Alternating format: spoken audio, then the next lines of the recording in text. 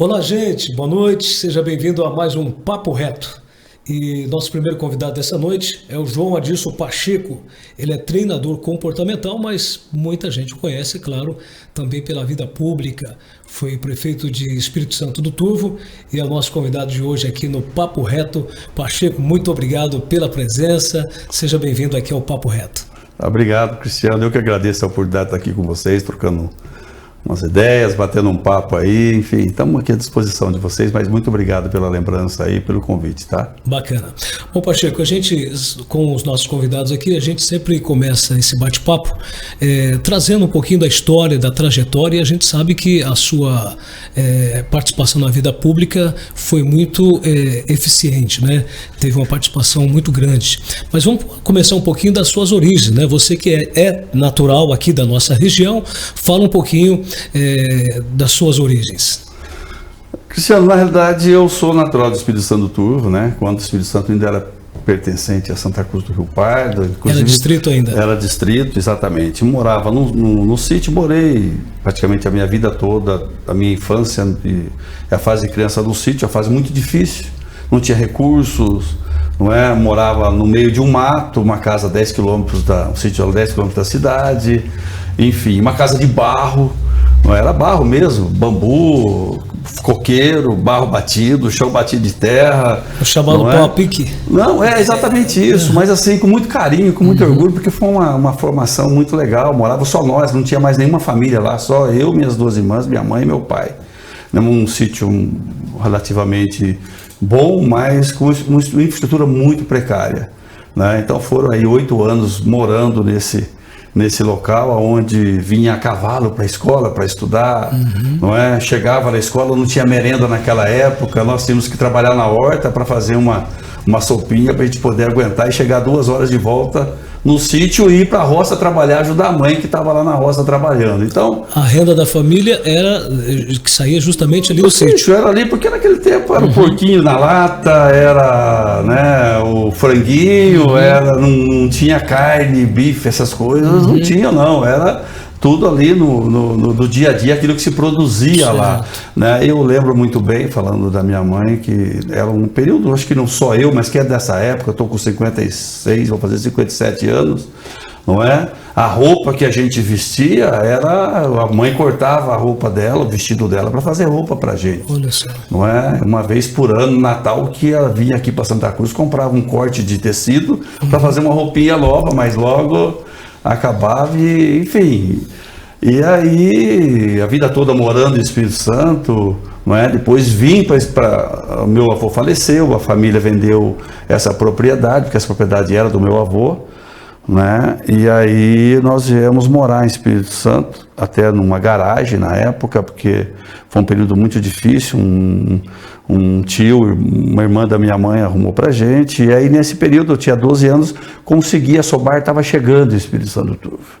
E aquele tempo de menor podia trabalhar, eu já trabalhava desde criança, e pra gente era um orgulho poder ajudar em casa, tratar de um porco, enfim, ir pra roça, ajudar, né? Chegar cansado, se sentia que você estava se formando e estava ajudando a sua família.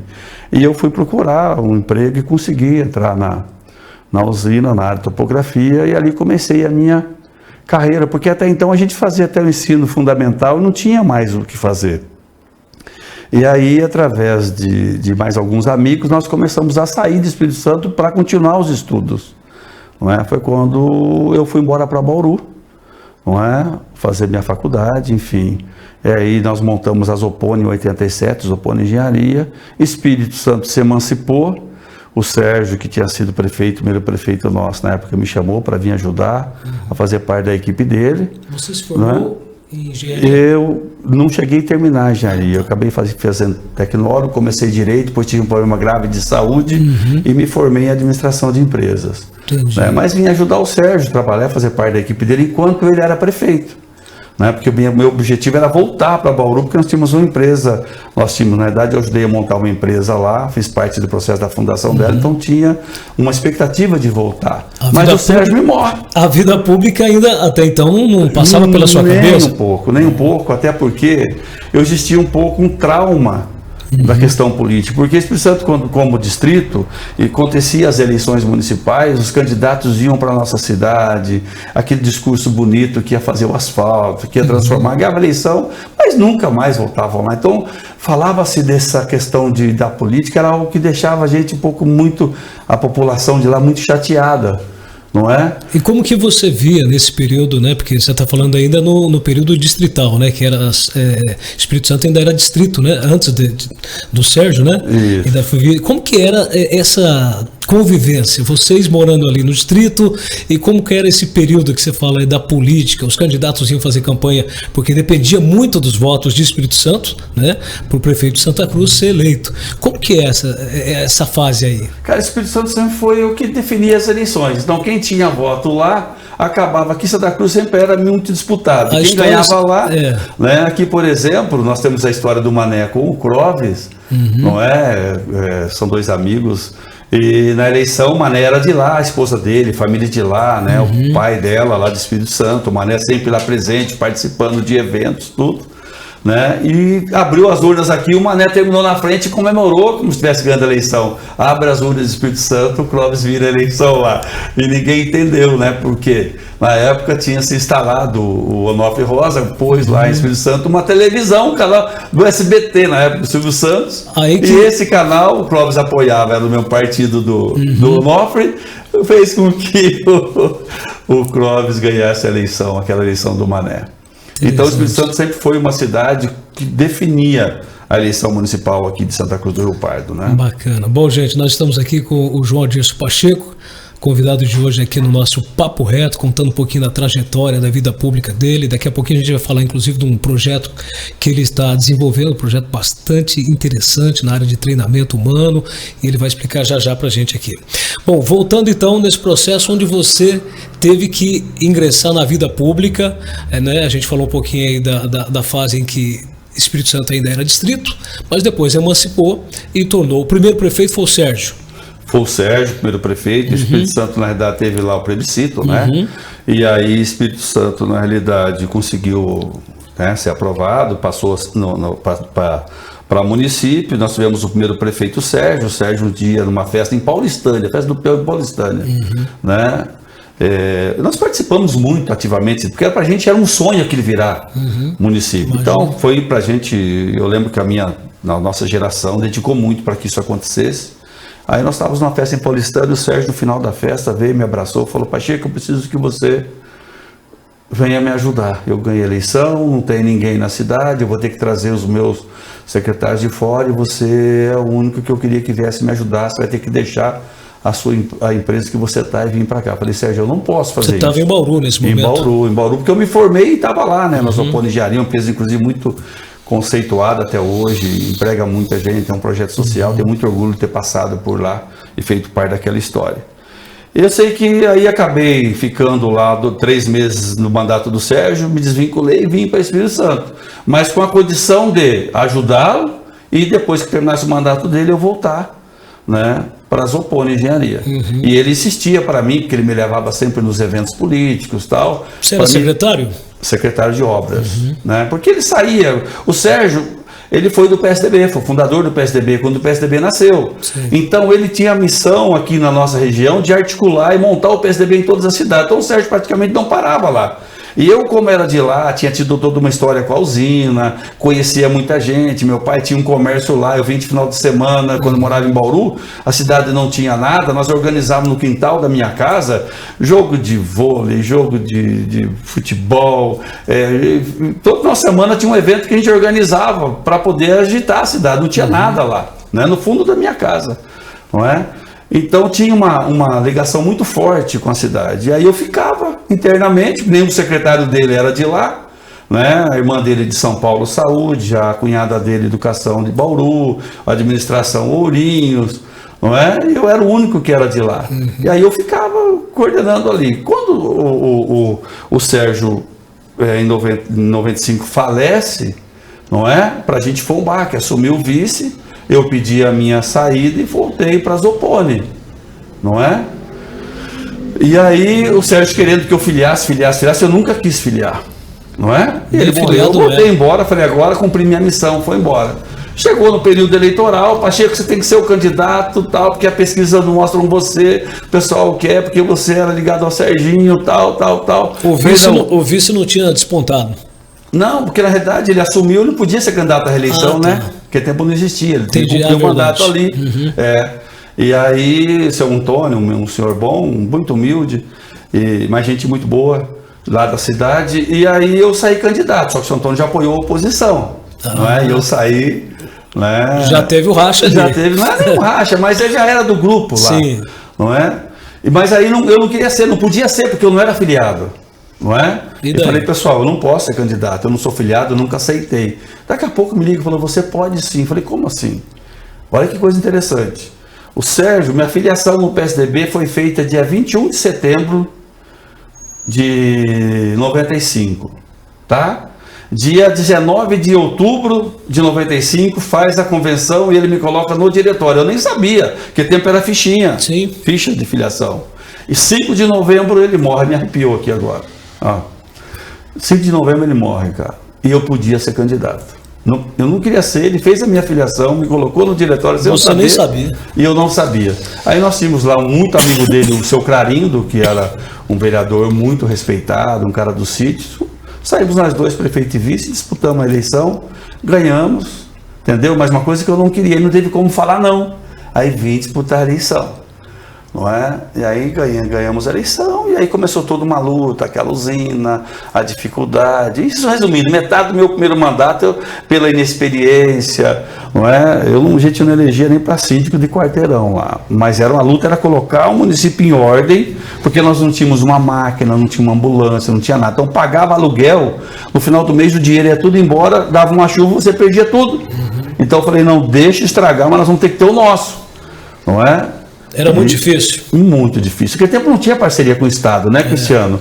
Era o município, era você e você, não tinha renda muito baixa, uma demanda social muito grande, o município não tinha uma máquina, não tinha um caminhão, não tinha um veículo, as estradas rurais muito precárias, porque não tinha manutenção no tempo da Prefeitura de Santa Cruz. Nesse primeiro mandato seu, como que estava a situação da usina, da Sobar? Estava bem ainda. Estava estabilizada. Estava estabilizada ainda. Não é? Mas aí o Sérgio faleceu, coincidiu que houve a divisão da sociedade, um grupo foi para Paraguaçu, o outro ficou, e a usina acabou entrando naquele segundo mandato num processo de caindo até que eles venderam para a Petroforte. Agora, Pacheco, para você, eu me lembro, inclusive, quando era criança, eu cheguei até Santa Cruz justamente porque meu pai veio trabalhar na Sobar. Em 1985, 86, acho que nessa época, eu tinha meus 6, 7 anos de idade, e o pai, na época, era borracheiro, e veio do Paraná para cá, e veio para trabalhar na Sobar. E aí, a gente acabou vindo, né? E aí, a usina empregava muita gente, né? Como que foi para você, depois, ver essa decadência da usina? Foi um baque na administração? Não só, foi um baque para a cidade, não só para a região toda, porque Espírito Santo empregava quantas pessoas? Pau Sul, o pessoal da usina, da parte industrial, era tudo de Pau Sul, o pessoal da parte administrativa do escritório era tudo de Santa Cruz. A parte Espírito Santo tinha mão de obra, que era a parte de operador de máquina, caminhão. Então essa era a mão de obra, com algumas exceções. De Espírito Santo Tour, via gente de Duartina, via gente de Chavantes. Então era uma empresa que dava muito emprego. E eu, amigo, vou falar para você, entrei com 12 anos lá. Quando fincou o primeiro marco para construir a terraplanagem da usina, eu estava lá, então eu vi aquilo nascer. Então imagina só uma criança sair do sítio, da roça, caipira, simples, não é? Conseguiu um emprego, depois de 4 meses fomos registrados, naquele tempo podia registrar, e aquele sonho de falar, aqui eu vou aposentar, essa era a cabeça. E então ali você se dedicava para fazer o seu melhor, para crescer, para aprender. Então até que com 14 anos eu já estava trabalhando como topógrafo praticamente, não é? Empregava muita gente? Quantas pessoas chegou a empregar a Sobar? Muita gente. Você tem uma ideia que o Espírito Santo, quando chegou a usina, nós tínhamos 650 habitantes. Quando emancipou, tinha 2.200. Tudo devido à A usina foi para lá, nasceu um conjunto, nasceu outra, a cidade cresceu, entendeu? Foi assim, a usina foi progresso da cidade, né? Progresso da cidade, foi uma conquista muito extraordinária. Aí você vê a usina depois chegar nesse ponto, você imagina para eu com 12 anos, criança, vindo do sítio, vendo aquilo acontecer, ver isso nessa situação. Tanto é que quando retomou em 2004, que nós estávamos saindo, né, aquilo foi um encher o coração de esperança de novo. Mas aí questões judiciais, demanda, briga jurídica, acabou parando tudo e chegou no que está hoje. Mas eu vou te dizer uma coisa de coração, algo fala no meu coração que um dia aquilo ainda vai voltar a funcionar. Porque foi muita luta, cara. Foi muita luta. Aquilo ali, falar para você, para a gente tentar manter aquilo de pé ali, a população, ninguém sabe 10% do que nós passamos para tentar manter aquilo de pé. E eu tenho certeza que isso ainda vai gerar fruto lá na frente, entendeu? Essa luta sua foi no seu primeiro ou segundo mandato, né?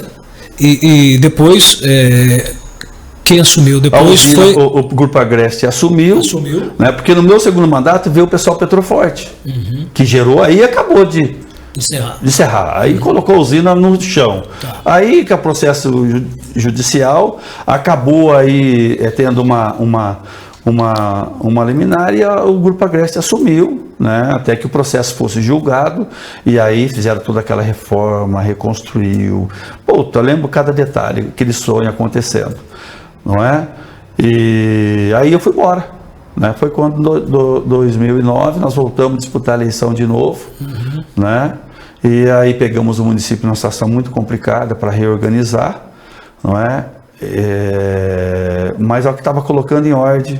Sai o processo da falência 2010 para 2011. Aí foi o baque, né? Aí foi o baque, porque a hora que ele estava colocando para andar, não é? Aí entrou 2012, aquilo volta, aí teve uma ordem judicial que deu aí uma proposta para retomar, aí foi até 2013, início de 2014, aí parou de vez. Mas já sem muita expressão, né? Sem muito, porque aí na verdade estava naquele processo mais de vamos ver o que a gente pode tirar daqui do que fazer por isso daqui, entendeu? Era todo mundo tentando salvar um pouco daquilo que tinha investido. E a cidade, na realidade, passando por aquela dificuldade, enfim. Bom, você teve a história que todos vocês conhecem. Aí você vem, mais 2 mandatos, né? Mais 8 anos como prefeito do Espírito Santo. E nesse processo a usina já praticamente... Então, o primeiro mandato a gente estava lá no processo de organização, a usina funcionou um pouco, 2 anos e meio. Depois ela parou, depois no segundo mandato ela teve mais um período funcionando mais precário, mas praticamente o segundo mandato a usina teve parada.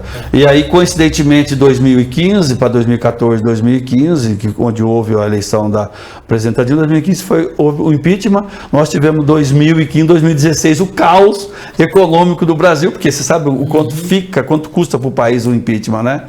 E aí foi um segundo mandato muito sofrido, cara, mas muito complicado, a usina parada, o país em processo de recessão, não é? Foi muito complicado para a gente. E não tinha essas parcerias que tem hoje com o Estado e com a União, era tudo muito difícil, né, Cristiano? Muito bem, João Adilson Pacheco, nosso convidado de hoje aqui no Papo Reto, gente. A gente conversando um pouquinho da trajetória. Pacheco foi 16 anos prefeito, né, lá de Espírito Santo do Turvo, falou das dificuldades. Nos seus 8 últimos anos, né, você conseguiu... quais são as suas marcas que você deixou aí, o seu legado como governante de Espírito Santo? Cristiano, quando eu peguei aquela cidade, cara, não tinha nada, tinha uma rua asfaltada que foi a Prefeitura de Santa Cruz que deixou, que era precária, não tinha um esgoto. Eu lembro que nós abastecíamos a cidade, a parte alta da cidade levava com o caminhãozinho pipa para colocar água para o povo, cara.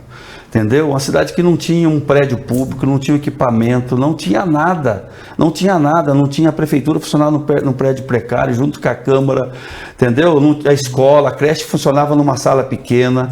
Então, o que foi a nossa marca? Construir uma cidade, organizar uma cidade. Não existia uma política pública social, não existia uma política pública de cultura, a saúde não existia, o prédio da saúde era 3 salas. entendeu? Não tinha onde atender a população, chovia dentro. Então, assim, qual foi a nossa marca? Construir uma cidade. Hoje, por exemplo, pode ir lá fazer um campeonato de pesca no lago, mas precisamos fazer o lago. Que na época que nós fizemos, o que acontecia? O buraco do Pacheco, lá, ninguém entendia o que estava, não tínhamos dinheiro para fazer, meu amigo.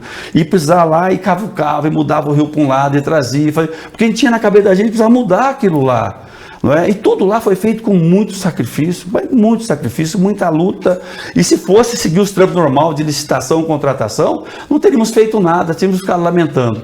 E construímos uma cidade, a ponto de hoje ter tudo organizado para poder funcionar, precisando ampliar, está ampliando, enfim, as coisas estão acontecendo. Mas a grande marca nossa foi fazer a cidade, a administração pública, o município se consolidar como município, apesar de todas as dificuldades e crise que nós enfrentamos, e entregamos em ordem, um município enxuto, entendeu? Eu nem sei quantos funcionários até hoje, mas entregamos um município com a folha lá embaixo, quantidade de funcionários, para poder ter uma gestão e fazer os próximos avanços que precisava ter. O seu sucessor acabou sendo o doutor Afonso, né? O doutor Afonso. Como você está avaliando a administração dele, até porque já está indo para o segundo mandato, né? Então, deixa eu te falar, eu tenho procurado, assim, tá indo, cara, tá indo uma pessoa do bem, uma família muito boa, entendeu? Um menino nascido lá, não tem maldade, não é? E o que eu fiz? Eu optei para não querer acompanhar nada, cara. Porque se você acompanha, as pessoas te procuram e aí começam a usar você para fazer oposição e tal, né? Eu sei o que é sofrer quando as pessoas, sem razão nenhuma, começam a te atacar por interesse próprio. Porque muitas vezes, né, as pessoas atacam achando que está atacando você. Só que lá dentro da sua casa tem um pai, tem uma mãe que abre um jornal, que ouve as pessoas falar, tem um filho seu na escola, que as pessoas olham atravessado nele, e quem ataca, não olha esse lado, acha que está atacando só você. E eu vivi isso na pele, porque eu enfrentei lá aquela guerra com o PT, todo dia eu era atacado, todo dia, e com esse grupo que está aí hoje, cara, não podia morrer uma pessoa, que eu era o Pacheco que tinha matado, qual que era o objetivo? Ganhar uma eleição. Eu, quando a Luciana ganhou a eleição, o que eu fiz? Eu montei, fui embora para o escritório do Pedro, atendia, fui trabalhar com o Edson Aparecido, na liderança do governo, depois fui para Brasília, para não ficar na cidade, para não fazer o que fizeram comigo. Porque eu sei que por trás tinha uma família. Mas mesmo eu longe, tentaram me prejudicar. Agora, doutor Afonso ganhou a eleição, o que eu fiz? Falei, não vou fazer o que fizeram comigo. Porque eu sei que por trás tem uma mãe, uma avó, um pai. E eu me distanciei totalmente, me afastei, o grupo nosso, todo ele acabou se desfazendo, porque eu era a referência e eu não acompanhei, mas porque achei que eu não posso plantar o ódio, cara. As pessoas, você vai fazer oposição, você nunca viu eu publicar, eu nunca falar e numa rádio falar mal. Entendeu? Se eu estou aqui para ajudar, no que eu puder ajudar, eu vou ajudar. Mas... Então, assim, qual é a sua avaliação? Acho que está indo, a cidade está indo, acho que podia muito mais em relação a tudo que você vê que está acontecendo na nossa região de investimentos, né, vicinais sendo asfaltados em toda a região, e nós perdemos aí, talvez, tá, não por maldade, mas talvez por inexperiência, falta de representatividade, talvez, né, porque a gente tem lá vários deputados, quem tem vários não tem ninguém, aí você nunca passa a ser prioridade. Eu acho que nós perdemos uma oportunidade de fazer muito mais, tá? Porque só carro, veículo, coisa é bom, mas é despesa. Eu me lembro muito bem que quando a Zulaí Cobra teve um voto na minha cidade, ligou para mim em 98, na eleição do Covas.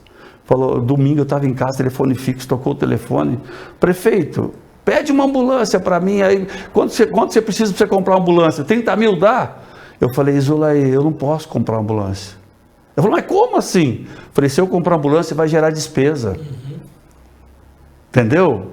Eu estou precisando de um caminhão de lixo, eu estou catando lixo com carrocinha, uma eguinha que nós compramos do Cido Correia e uma carrocinha que nós compramos do seu Sérgio Mariano, para a gente poder fazer a limpeza da cidade, o seu Zico que fazia, cara, você imagina essa... Aí ela falou assim, Pacheco, 70 mil você consegue comprar o caminhão de lixo? Eu falei, ó, não interessa se dá, eu inteiro, mas não, vamos comprar o caminhão de lixo, libera para mim. Aí nós tivemos o quê? A vida inteira trabalhando com a Zulaí Cobra, então não precisava mais pedir. Aquilo que tinha de bom, ela dedicava porque sabia que você tinha fidelidade, lealdade, uma representatividade, entendeu? A mesma coisa com o Edson Aparecido, que tinha um bairro na nossa cidade, lá o Jardim Canaã, que era o caos, ninguém andava quando chovia, muito declive, e precisava asfaltar tudo. Aquilo era um caos na vida das pessoas. E era muito dinheiro, 420 mil na época. E o Covas, para liberar naquela época, não tinha dinheiro, o estado quebrado. Encontro com o Edson Aparecido em Paraguaçu Paulista, fala, você que é o Pacheco? Cara, falaram bem de você, precisar de alguma coisa, conta comigo. Falou, Edson, eu não te conheço, mas eu tenho um asfalto para fazer lá, e você podia me ajudar, já que você está falando. Eu falou, leva para mim que eu vou falar com o Covas. Falei, esse cara tá brincando. Catei aquele monte de papel, fiz os orçamentos, fui para São Paulo, estou entrando na Assembleia, encontro com o Edson saindo, daí você trouxe? Tá aqui. Rapaz, estou saindo de São Paulo, o Covas me liga, fala, prefeito, você está querendo muito dinheiro aqui, prefeito, tá, ó, 400 eu não tenho, mas vou dar 230, resolve? Falei, governador, não tenho nem o que falar para o senhor, não é? E aí você tinha, todo ano, essas pessoas que tinham identidade com a cidade, que ajudavam, depois o Laí parou, o Edson foi para Federal, aí o Pedro Tobias veio. Cara, quantas conquistas a nossa cidade teve, até hoje colhe conquista dessas pessoas. Você acha que faltou construir novas lideranças? Eu acho que faltou criar uma referência. Porque, meu amigo, na hora do voto, todo mundo quer você. Mas se você não criar uma referência, você tem que respeitar porque eles se conversam. Então dá umas migalhas aí, entendeu? Essa vez, agora não, esse mandato aqui, porque teve muito dinheiro. O cara pedia pela internet, por e-mail já recebia. Mas se não fosse isso, teria passado muita dificuldade. Porque ajuda um pouquinho, mas ele sabe que você não é o principal. Aí fica tudo. Então, faltou essa questão de criar é o fulano de tal, é a nossa cidade ter essa identidade. Parceiros, né? Parceiro. Então nós precisamos fazer o quê? A cidade precisa voltar a ter uma referência. Entendeu? Você vai ter um monte de deputado. Legal, pode todo mundo poder ajudar. Mas tem que ter o quê? Esse é o principal daqui, a pessoa que ajuda, não precisa você ficar chorando, ele vai te dar o melhor que ele pode. A cidade não tem isso hoje? Hã? Hoje a cidade não tem essa referência? Pelo que eu vejo, fez um monte de gente. Toda hora chega um que ninguém conhece, é aquele jogo de... Sabe aquele jogo de interesse? Você acha que a vida da gente vale mais do que isso, cara? Tá? Eu acho que é questão de você olhar no olho e falar não para a pessoa, agora eu não posso, porque eu tenho, você quer ajudar, vou abrir espaço, mas eu tenho compromisso com fulano. Entendeu? Mas hoje as pessoas preferem ser enganadas, não é? Esse é um grande problema, não é? E quando você fala a sinceridade, as pessoas não aceitam muito. 16 anos como prefeito, né? Foi eleito, reeleito por 2 vezes. Você pretende voltar? Não, cara, não é que eu não... Deixa eu te falar, eu já dei a minha contribuição. Eu preciso cuidar da minha família, eu não vi meus filhos crescer. Não tem vontade de disputar? Cara, não tenho. Eu amo a política, bicho. Eu tenho paixão por esse troço. Nem se o grupo entendeu? Nem se o grupo Mas assim, eu decepcionei demais, cara. Quando se apoia um Aécio Neves, depois vê aqueles. Entendeu? Aí, sabe, eu falo, puta, as pessoas acreditarem em você, o que eu falo para essas pessoas? Então comecei a analisar, por isso que foi perdendo essas lideranças, e aí eu falei, não, tem que sair fora. Não quer mais. Né? Então, assim, eu amo a política, eu estou aqui para ajudar, como, né, tem um projeto que a gente está ajudando aí, porque acredito que pode ser uma alternativa de mudança da forma de fazer política, porque esse modelo que a gente tem hoje, esquece esse ódio pelo ódio, ganha quem bate mais, quem briga mais, quem xinga mais. Nós estamos numa fase que a gente precisa trabalhar o amor, o respeito, o diálogo, respeitar a opinião do outro. Se eu tenho uma opinião que é boa, o outro também tem, respeitar ele, não tem mais isso. É o ódio contra o ódio, então a gente tem que acabar. O que você fez, né, e vem fazendo desde que você deixou a Prefeitura de Espírito Santo do Turvo? Você tem trabalhado em quê? É interessante, cara, que eu me perguntar, falar, cara, 16 anos, 20 anos, né, porque teve 2 fora, mas que eu fiquei vinculado ao governo. Né? Eu falei, o que eu vou voltar a fazer da minha vida? Porque parou tudo, cara. Eu dediquei a minha vida àquele lugar lá. Sim. Entendeu? Eu abri mão da minha família, da minha vida pessoal, da minha vida patrimonial. O que eu construí até meus 29 anos, eu deixei tudo lá, da minha família, não é? Para ter liberdade de poder trabalhar. E aí, o que eu fiz? Eu fui, através, talvez por uma inspiração de Deus, fui, assim, deixa eu te falar.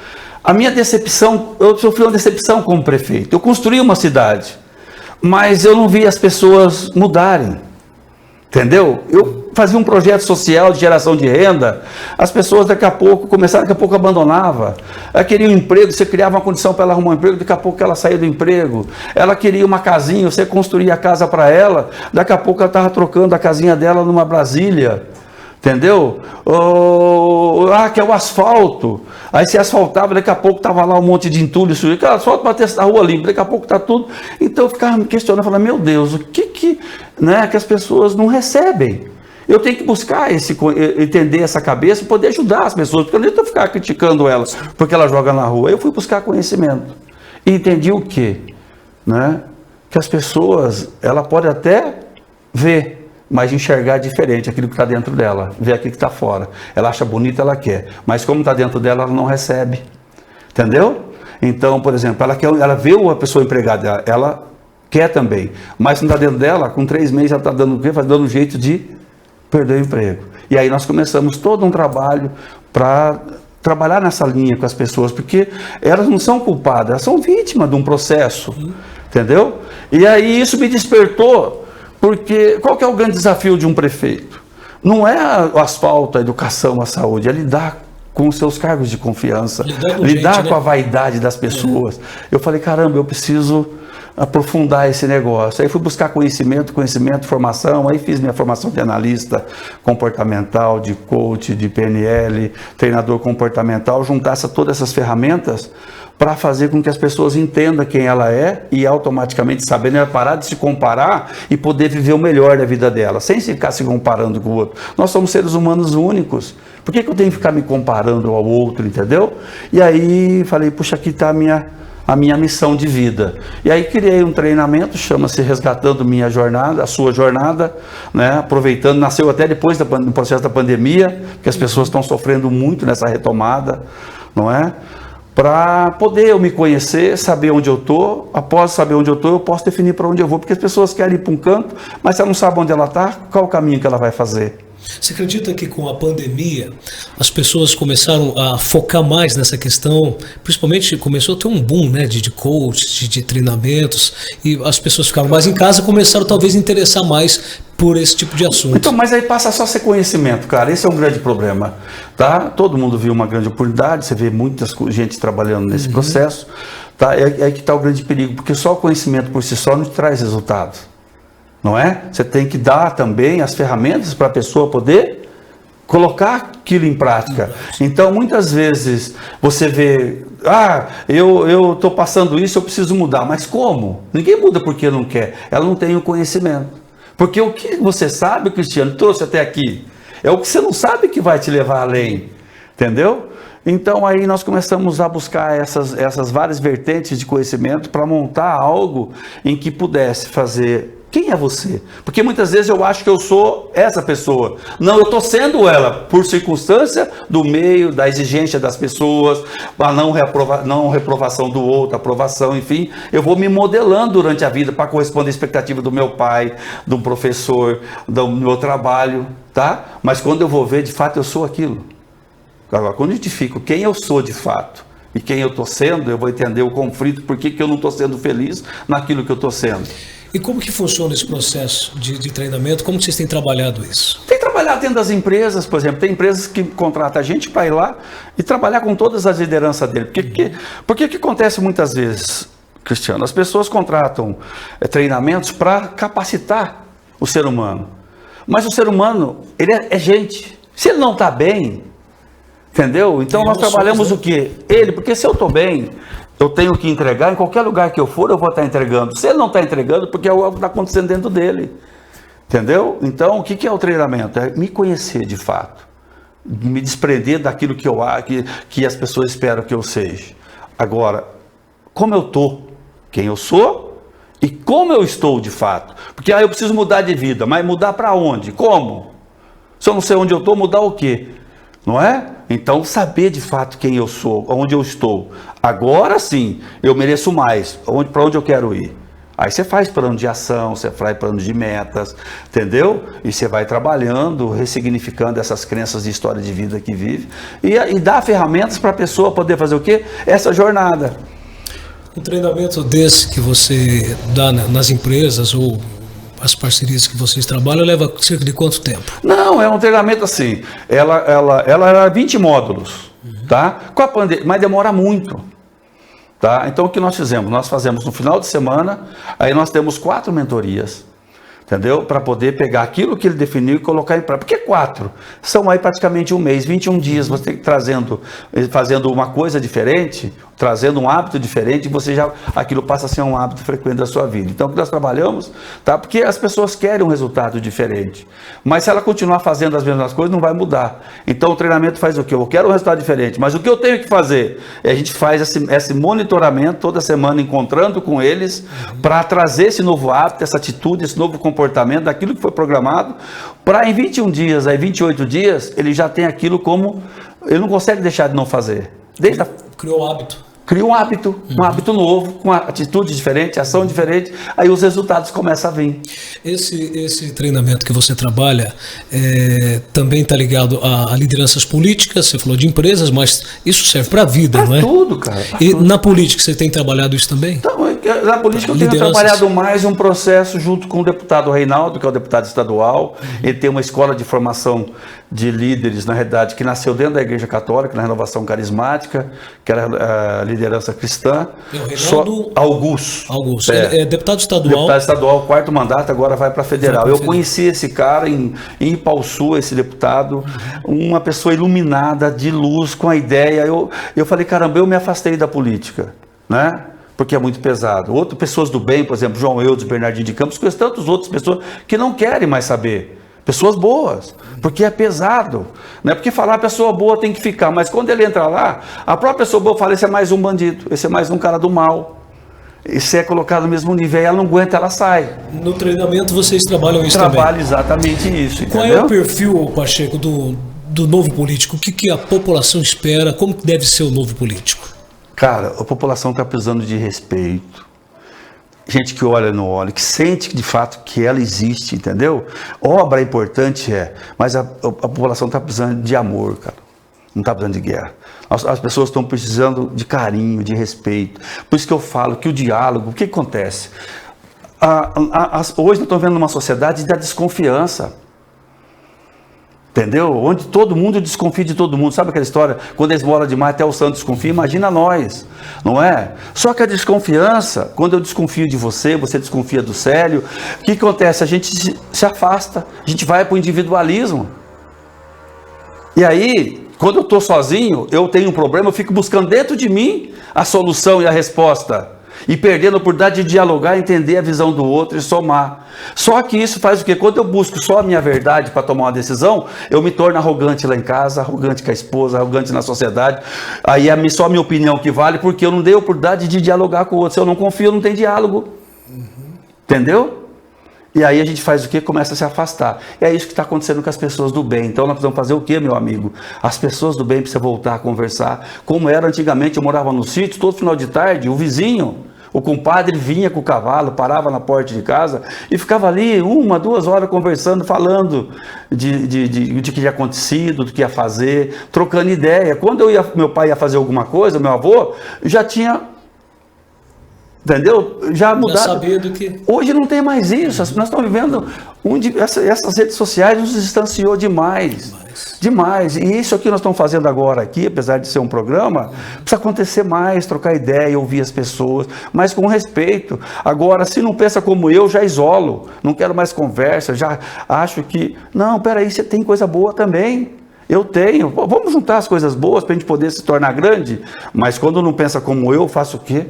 Nós estamos vendo um individualismo, isso é complicado, é isso que está destruindo a família, destruindo a sociedade, destruindo a política. Agora, você imagina quando isso vai para a política? Você está vendo alguma coisa semelhante disso? Causa estrago, né? Estrago, cara, não tem diálogo, não tem conversa. E isso repassa, né, para as pessoas, vai contaminando, não é isso? Aí você vê na nossa juventude, essas crianças que estão vindo, elas estão enxergando, esse é o modelo de mundo. O que nós estamos formando para isso? Então, eu cometer esses erros... Tudo bem por si só, já é grave, mas pior, eu não estou olhando que eu estou causando um estrago nas futuras gerações. E só tem um caminho, amigo, é o respeito. É o respeito. O que eu fiz no Espírito Santo, eu não fiquei lá para criticar, para acusar, para apontar dedo, porque está lá, foi eleito, tem que respeitar, desse vai ser bom ou não vai, quem vai julgar é a população.